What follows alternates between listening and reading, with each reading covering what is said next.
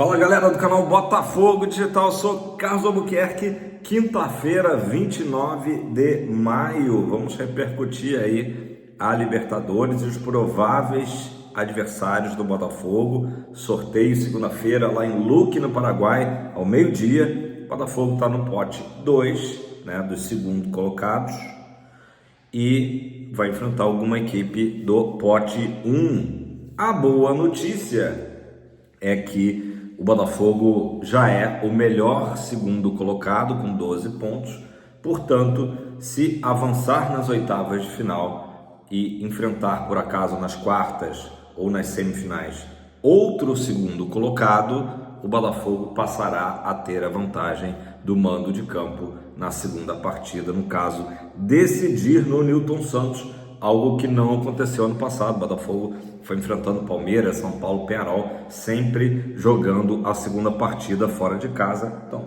é uma possibilidade, né, de, enfim, algo diferente acontecer nessa Libertadores, né? Lembrando que nas oitavas o Botafogo fará a primeira partida no Newton obrigatoriamente, beleza?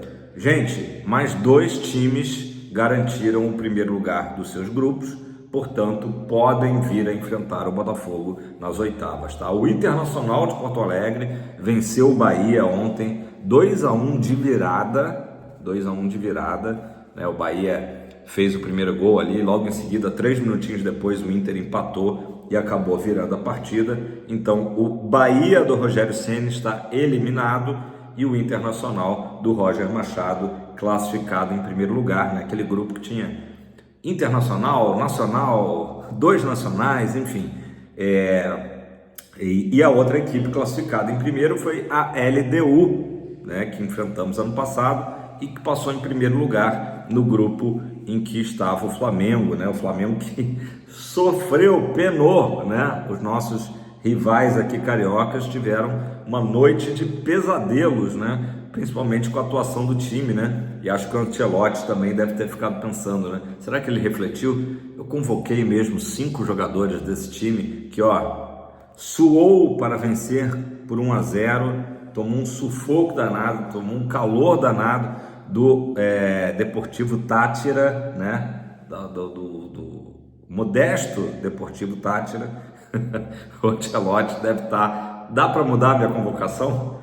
Deve ter sido nesse nível realmente, porque, querendo ou não, a gente brinca aqui, claro, rivalidade com o Flamengo, mas o Carlo Ancelotti, ele na terça-feira viu uma atuação heróica, brilhante, com refinamento técnico, com garra, enfim, tudo que o futebol moderno exige no jogo do Botafogo, né? Equipe que ele acabou não convocando ninguém, ele, ou enfim, a comissão técnica lá do Juan e o Rodrigo Caetano, né? E aí, quando ele vai ao jogo do Maracanã, ontem à noite, viu uma atuação muito ruim do Flamengo, né? Deixou muito a desejar. Inclusive o Flamengo, já no intervalo, foi pro vestiário sob vaias, né? Tendo que o goleiro Rossi ali até pedir para a torcida pegar mais leve, porque realmente a atuação foi sofrível, né? E 5 jogadores do Flamengo na seleção. Claro que a gente tem que contextualizar, o Flamengo, enfim, tem um bom elenco, não temos dúvida disso, mas a cabeça do italiano deve estar girando, deve estar assim, meu Deus do céu, meu Deus do céu. Enfim, então a LDU venceu o Central Córdoba por 3-0, e um fato curioso, né? Esse grupo acabou com um tríplice empate ali, 11 pontos, LDU, Flamengo e Central Córdoba. Acabou que o Central Córdoba, a equipe argentina, acabou fora, né? E o Flamengo se classificou ali, evitou um vexame histórico, né? Evitou um vexame histórico, enfim. Então o Flamengo, classificado em segundo, não pode enfrentar o Botafogo, pelo menos nas oitavas de final, né? Escaparam dessa. Hoje à noite temos Peñarol e Vélez Sarsfield, tá? A equipe argentina jogará por um empate para sair em primeiro lugar. Ao Peñarol, né? Los Pibes, só interessa a vitória. Então podemos até pegar o Peñarol, caso o Peñarol vença hoje à noite. Pode ser um provável adversário, reeditar, né, o confronto, meu Deus do céu. que deu tanta confusão ano passado. Também hoje à noite tem Racing lá na Argentina recebendo Fortaleza, mesma situação, o Racing também jogando por um empate pelo primeiro lugar do grupo, né?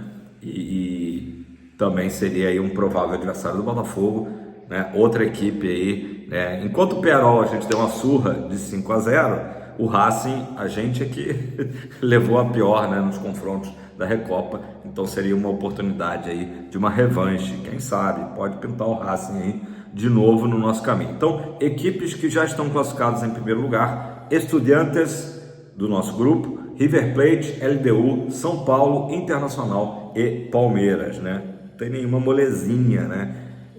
Enfim, temos que aguardar. Galera, oitavas de final só depois do Super Mundial, então as datas são as seguintes, tá? Ou dia 12, ou dia 13, ou dia 14 de agosto. Então a gente já sabe que 12, 13 ou 14, jogo no Newton, né? Já sabemos que vai ser no Newton. E depois o jogo de volta, 19, 20 ou 21.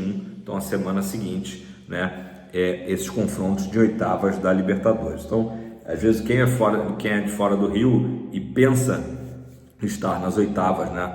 Apoiando o Fogão, já programa aquela viagem ali, se tiver alguma flexibilidade, entre os dias 12 e 14, né? 15 na verdade, né? Porque não vai conseguir um voo no dia 14 à noite, então mais ou menos nessa semana aí já se sabe que vai ser o jogo.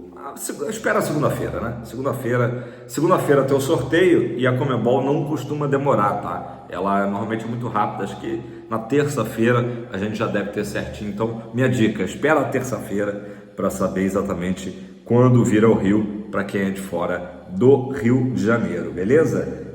Galera, é isso, não tem como escolher adversário, né? LDU é uma equipe que não me enche os olhos, mas tem a questão de jogar na altitude de Quito, né? O próprio São Paulo também, acho que é um adversário que também, por mais que seja muito tradicional na Libertadores, a gente já passou por eles ano passado, também não acho terrível, né? Internacional, que a gente recentemente goleou, né? Então tem que enfrentar quem vier pela frente aí, não tem jeito. Pessoal, vamos falar dessa janela, né, que ainda não começou, oficialmente começa agora no dia 1º, mas o Botafogo já está se mexendo muito no mercado e eu fico até pensando o quanto que não tem da questão do Botafogo ter, né, desfeito a negociação lá com o Zenit, né, e tá usando essa grana para outras posições, né? O Botafogo focou logo de início a questão dos zagueiros. O Botafogo ainda conversa com o Grêmio em relação ao Gustavo Martins, né? Mas já está muito bem encaminhado, já faltando ali praticamente só assinatura, o Abner do Juventude e o Caio Pantaleão do Krasnodar. Situações bem diferentes, falei disso aqui ontem, repeti aqui rapidinho, porque a gente sabe que a gente tem uma audiência rotativa. O Abner, jogador jovem, 21 anos, chega com um prospecto da Eagle para o Botafogo, ou seja, jogador que está em desenvolvimento e que pode ter um futuro, sim, se transferindo para a Europa. Diferente do Caio Pantaleão, que faz um movimento oposto. Jogou muito tempo na Europa, já tem 29 anos, vem para reforçar o elenco do Botafogo, não como um investimento propriamente dito, e sim como um reforço, né? Um jogador que já era monitorado desde 2023, né? Mas vamos falar da joia argentina que eu botei na thumb, né? O novo Almada, como ele é conhecido lá pelos hermanos, né? Quem é Álvaro Montoro? Ele tem só 18 anos, completou recentemente 18 anos, mas desde os 16 já atua no profissional do Vélez Sarsfield, né? Mesma escola aí, mesmo clube que revelou o Thiago Almada, e não só por isso, né? Pelo estilo de jogo, né? Que faz aquele enganche, né? Como os argentinos chamam ali entre meio de campo e ataque. Jogador muito habilidoso, não é um jogador forte, não é um jogador de grande estatura, né? Aquele argentino mais baixinho, né? Não chega a ser um Maradona na estatura e muito longe no futebol, mas estilo Almada mesmo, né? Muito habilidoso e que é visto realmente como uma grande joia do futebol argentino, já elogiado inclusive pelo treinador da seleção argentina, né?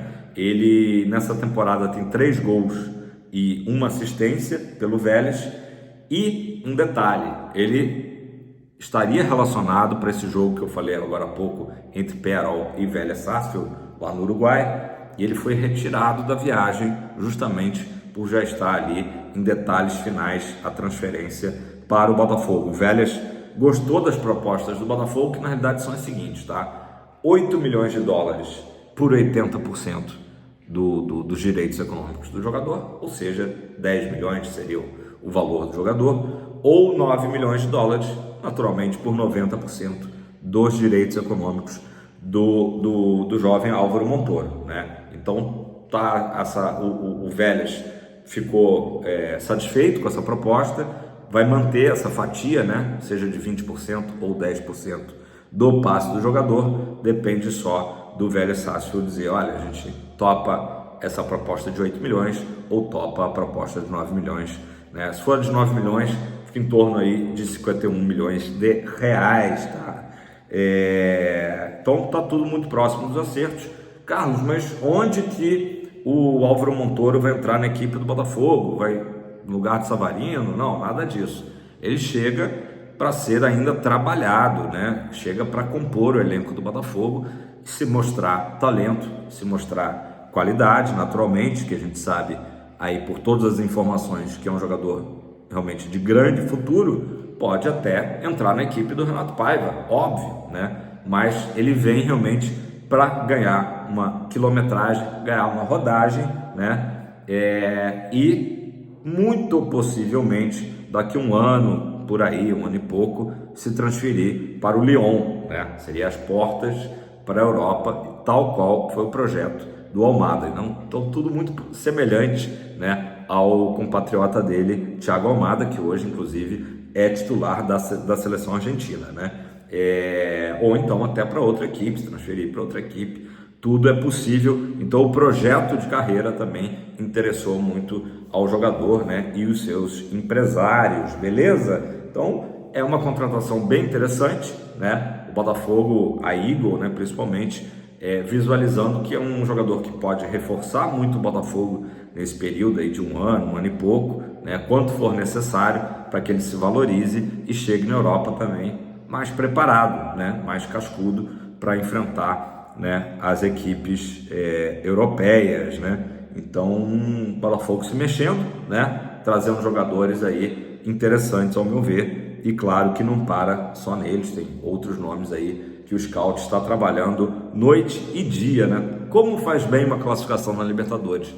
Vocês reparem que o próprio nome do Montoro, ele só foi divulgado, né, após a classificação do Botafogo, porque obviamente que valorizou muito, né, a temporada do Botafogo, né? A gente tá rumo ao bicampeonato. Se o Botafogo tivesse ficado pelo caminho na Libertadores, com certeza atrapalharia aí essas negociações, né? Especialmente a do Montoro, né? Galera, vamos um pouco de recordar e viver? Quem está no Rio de Janeiro? Arthur Jorge e a sua comissão técnica, né? Hoje lá no Al Rayyan, vieram para o Rio de Janeiro. O Arthur Jorge já resolveu a sua vida, né, matrimonial, né? Enfim, já resolveu aí o seu divórcio. Foi visto no Rio de Janeiro, momento Léo Dias, né? Foi visto ali no Leblon com a Hannah Santos, né, a atual companheira dele, né? E ele ontem teve um almoço com ex-jogadores dele, né? Jogadores do Botafogo, comandados pelo Arthur Jorge até dezembro do ano passado. Quem estava lá nesse almoço, além do Arthur Jorge e comissão técnica, né? Danilo Barbosa, Cuiabano, Marlon Freitas, Gregory, Igor Jesus, Cauê e Marçal. E estava também o Luiz Henrique, é que o Luiz Henrique não saiu na foto. O Luiz Henrique saiu numa foto com o Igor Jesus, né? Os dois que são brothers, né? São parceiraços. Acabaram postando nas suas redes sociais uma foto ali dos dois, mas teve a foto ali de grupo, né, com o Arthur Jorge, e o pessoal brincou muito, né, que o Gregory estava ali pertinho, né, do Arthur Jorge. Imagino que o Arthur Jorge não deve estar tentando convencer ali o Gregory para ir para o futebol do Catar, né? Complicado, mas enfim, foi uma reunião aí, um recordar a viver, como disse o Danilo Barbosa. E hoje, na Câmara Municipal do Rio de Janeiro, né, o Mister Arthur Jorge e o pessoal da comissão vai receber o título de cidadão honorário, né, cidadãos honorários do Rio de Janeiro, uma justa homenagem aí para o nosso ex-treinador. Enfim, é isso, galera.